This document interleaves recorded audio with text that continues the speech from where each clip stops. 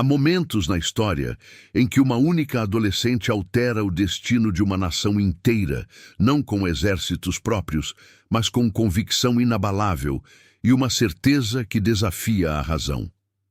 Como alguém de 17 anos, analfabeta e camponesa, poderia confrontar reis, generais e teólogos formados nas maiores universidades da Europa? A França estava fraturada, politicamente humilhada e espiritualmente exausta quando uma jovem da Lorena afirmou ouvir vozes celestes que ordenavam estratégias militares e decisões geopolíticas. Como distinguir fé autêntica de delírio coletivo quando o próprio destino de um reino depende dessa decisão? Joana não surge como uma figura doce e ornamental da religiosidade popular, mas como um fenômeno histórico inserido em uma guerra brutal, onde cidades queimavam e tratados eram assinados como sentenças de morte nacional. Ela não pede licença para existir. Ela invade o cenário político como um corpo estranho impossível de ignorar. Ela atravessa campos de batalha, carregando um estandarte branco, enquanto arqueiros ingleses aguardam o momento de perfurar sua armadura. E ainda assim, avança como se o medo fosse um luxo inacessível. O que sustenta alguém quando a lógica diz que tudo deveria ruir? Capturada, vendida e julgada por um tribunal eclesiástico manipulado por interesses estrangeiros, ela enfrenta 60 doutores em teologia com respostas que desmontam armadilhas intelectuais cuidadosamente preparadas. Como uma jovem sem instrução formal consegue responder com precisão teológica que silencia a Sorbonne? Hoje, em uma geração que colapsa diante de críticas digitais e rejeições profissionais, a história de Joana expõe uma pergunta desconfortável.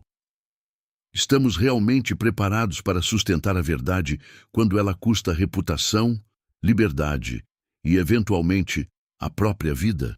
O ano é 1412. E a França não é uma potência unificada, mas um território fragmentado por disputas dinásticas, traições palacianas e ocupações estrangeiras que rasgam o mapa como feridas abertas. O ar nas vilas carrega o cheiro de fumaça, madeira úmida e medo constante de saqueadores que atravessam campos sem aviso. A Guerra dos 100 Anos não é apenas um conflito entre França e Inglaterra, mas uma guerra civil interna entre Armagnacs e Borguinhões, que transforma vizinhos em inimigos e lealdade em moeda instável. O Tratado de Troyes deserdou o herdeiro legítimo francês, entregando simbolicamente a coroa aos ingleses e mergulhando o reino em humilhação coletiva. Na pequena Dom Remy, na fronteira instável da Lorena, nasce Joana, filha de Jacques d'Arc e Isabelle Romé, camponeses profundamente religiosos e politicamente impotentes diante do caos nacional. A aldeia é simples, cercada por florestas densas e campos cultivados com esforço manual, onde a fé funciona como única estrutura psicológica de estabilidade. Enquanto soldados cruzam estradas próximas e relatos de massacres ecoam pelas tavernas, a jovem Joana cresce em um ambiente onde a guerra não é teoria distante, mas realidade concreta e imprevisível. Ela escuta histórias de vilas queimadas e nobres traidores antes mesmo de compreender plenamente o peso dessas palavras. Dom Remy vive sob tensão permanente, alternando o domínio entre facções rivais, o que significa que qualquer decisão política tomada em Paris pode resultar em violência direta nas aldeias periféricas. Nesse cenário, Joana desenvolve uma piedade intensa, frequentemente vista ajoelhada na igreja local, enquanto outras crianças disputam jogos ruidosos no campo. Se você busca histórias mais profundas e deseja compreender como grandes homens e mulheres foram moldados entre desafios pessoais e fé consciente, inscreva-se agora no canal e compartilhe nos comentários o que você já conhece sobre essa grande santa da Igreja, porque aqui exploramos a fé com profundidade como caminho de sentido e transformação. Inscreva-se agora. O verão de 1425 traz calor intenso a Lorena, e o som dos sinos da pequena igreja de Dom Remy mistura-se ao canto dos insetos e ao vento que atravessa os campos de trigo. É nesse cenário aparentemente comum que uma adolescente de 13 anos afirma ouvir algo que não pertence ao mundo ordinário. No jardim de seu pai, entre árvores frutíferas e terra revolvida, Joana descreve uma luz intensa acompanhada por uma presença que ela identifica como São Miguel Arcanjo. A visão não vem acompanhada de êxtase teatral, mas de instruções claras, diretas e politicamente explosivas. Com o tempo, outras vozes se apresentam segundo seu relato como Santa Catarina de Alexandria e Santa Margarida de Antioquia, figuras veneradas por sua coragem diante da perseguição. Não pedem penitências isoladas ou promessas íntimas, mas algo em comum para uma camponesa: libertar Orleans e conduzir o Delfim à coroação. Em um reino onde o herdeiro legítimo é tratado como usurpador e onde generais hesitam diante da superioridade militar inglesa, essa mensagem soa como loucura ou blasfêmia. Uma adolescente sem educação formal afirma que Deus tem um plano geopolítico e que ela é o instrumento designado. Joana guarda essas experiências inicialmente em silêncio, carregando um conflito interno que mistura medo humano e convicção sobrenatural persistente. Ela não demonstra histeria pública, mas desenvolve uma firmeza progressiva que surpreende familiares e vizinhos. Quando finalmente decide procurar apoio militar local, enfrenta descrédito imediato e zombarias previsíveis de homens acostumados a estratégias convencionais e hierarquias rígidas. Ainda assim, insiste com uma serenidade que não é arrogância, mas certeza silenciosa. O chamado não a retira apenas da inércia camponesa. Ele a lança diretamente no centro da crise política francesa, onde qualquer erro significa execução por traição ou acusação de heresia. A partir desse momento, sua vida deixa de ser privada e torna-se assunto de Estado. Em 1429, Joana convence o capitão Robert de Baudricourt, após múltiplas recusas, a permitir que ela viaje até Chinon para encontrar o Delfim Carlos. O simples deslocamento até a corte exige atravessar territórios hostis, disfarçada em roupas masculinas por segurança estratégica. A escolha das vestes não é símbolo de rebeldia ideológica, mas decisão prática diante do risco real de violência sexual em estradas dominadas por mercenários e soldados errantes. A roupa masculina, presa por cordões firmes ao gibão, dificulta investidas físicas e preserva sua integridade. Ao chegar a Chinon, encontra um ambiente carregado de intrigas e suspeitas, onde qualquer pretendente a enviado divino é testado com rigor quase cruel. Segundo testemunhos posteriores, Carlos VII tenta confundi-la, misturando-se entre cortesãos, esperando expor sua fraude. Joana o identifica imediatamente e dirige-se a ele com segurança que não deriva de etiqueta palaciana, mas de convicção interior inabalável. O encontro não é apenas simbólico, mas decisivo para a legitimidade de sua missão diante da elite política. Antes de permitir que ela acompanhe o exército, autoridades eclesiásticas submetem Joana a interrogatórios em Poitiers, analisando ortodoxia, comportamento e consistência de suas declarações. Não encontram heresia formal nem contradições graves, o que abre caminho para sua participação militar. A primeira grande provação não é o campo de batalha, mas o escrutínio institucional, que tenta encaixá-la em categorias previsíveis de fanatismo ou manipulação. Joana atravessa essa fase com respostas simples, coerentes e surpreendentemente sólidas para alguém sem formação acadêmica. Quando finalmente recebe armadura branca e estandarte próprio, não assume o papel de general técnico, mas de catalisadora moral que altera a atmosfera psicológica do exército. A verdadeira provação agora começa. Provar no campo que sua presença não é superstição coletiva. Orleans encontra-se sitiada há meses, cercada por fortificações inglesas conhecidas como bastilles, que estrangulam abastecimento e esperança francesa simultaneamente. Generais locais preferem cautela estratégica, aguardando reforços e evitando confrontos frontais. Joana rompe essa lógica defensiva e pressiona por ofensivas diretas, convencida de que hesitação prolongada perpetua o moral derrotista que corrói o exército. Ela posiciona-se na linha de frente com seu estandarte branco, onde se lê Jesus Maria, tornando-se ponto de convergência visual e emocional. O impacto psicológico é imediato, pois soldados franceses que antes recuavam encontram na figura da donzela um símbolo de unidade nacional emergente. Do lado inglês, espalha-se a narrativa de que ela é feiticeira ou instrumento demoníaco, revelando medo crescente. Durante o ataque à fortaleza de Les Tourelles, Joana é atingida por uma flecha entre o pescoço e o ombro, ferimento que poderia justificar retirada definitiva. Em vez disso, ela se afasta brevemente, remove a flecha e retorna ao combate no mesmo dia. Esse retorno quebra o moral inglês de forma decisiva, pois muitos acreditavam que sua queda significaria dissolução imediata da ofensiva francesa. Orleans é libertada em poucos dias, encerrando um cerco que parecia insolúvel.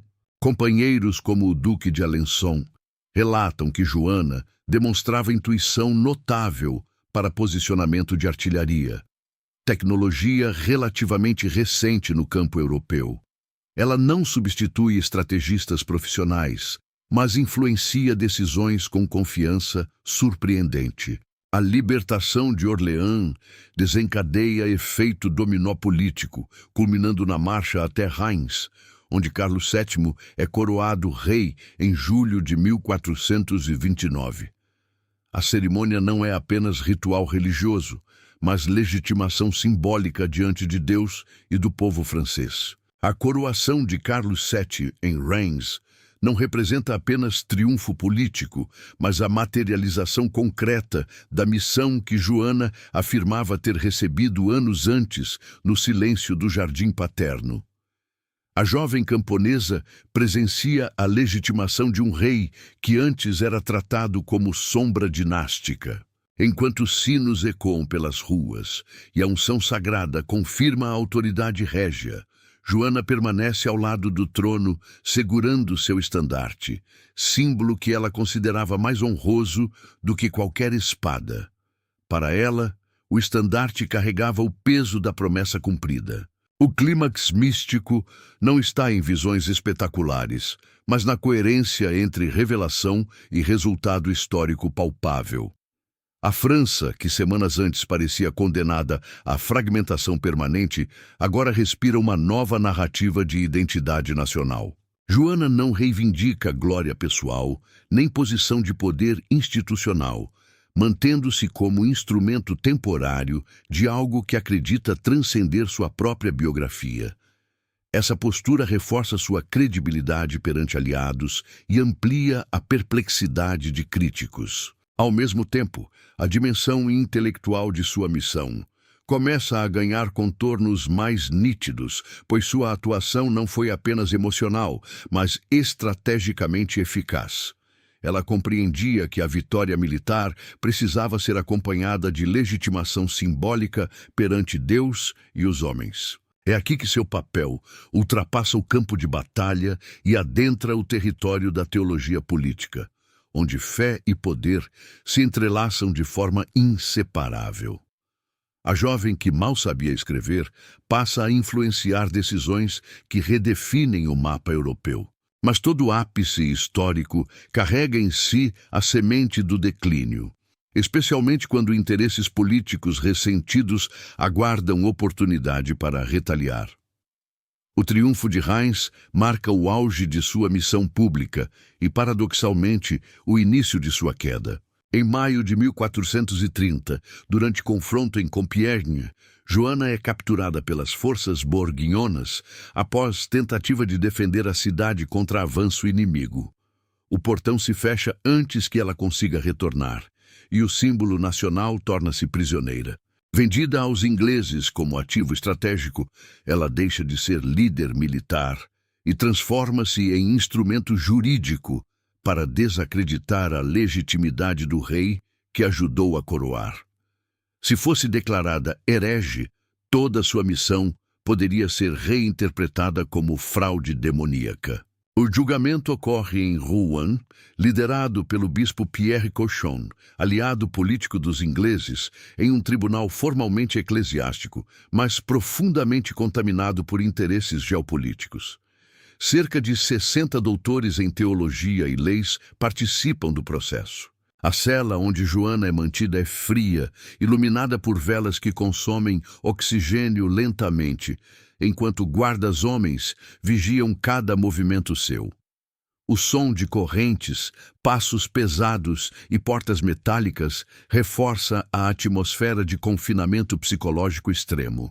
Entre as acusações estão heresia, bruxaria e o uso persistente de roupas masculinas, considerado transgressão bíblica grave.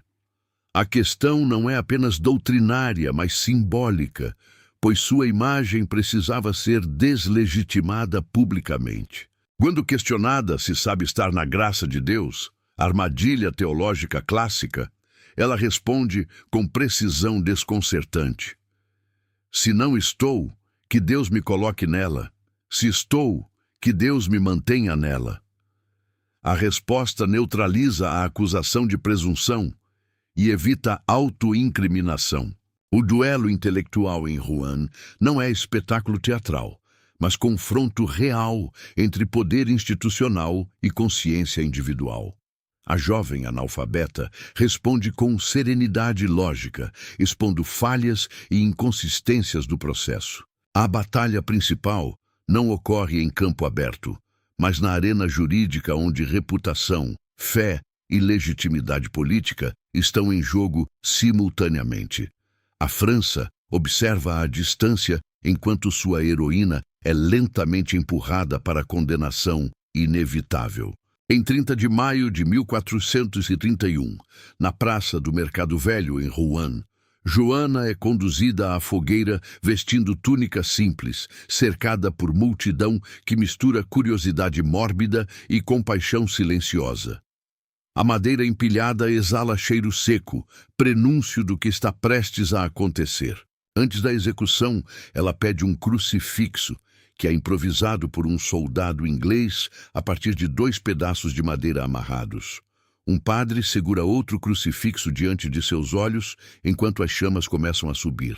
O fogo consome lentamente a estrutura ao redor, e testemunhas relatam que ela repete o nome de Jesus em voz audível até o último momento.